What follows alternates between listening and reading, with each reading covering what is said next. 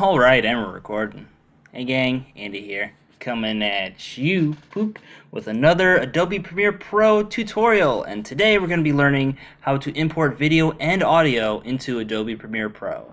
Now for those of you tuning in, the particular version of Adobe Premiere that I'm using is Premiere Pro CC 2015. So if you guys are using a different version like CS6 or something like that, the layout's going to be a little different, but it's going to be the same general concept. So just keep that in mind.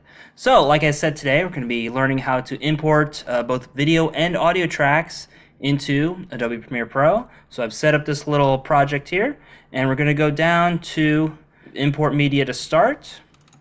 Click on it, and I have an audio track and a video track. So we're just going to click this, hold Control on your keyboard, and select all.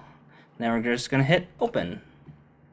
And as you can see here, both the files are in the project menu, and then all we got to do is just drag them over into the timeline here. We have the video, and then next we're going to drag the audio down here. You can just put it wherever. Bam, there you go.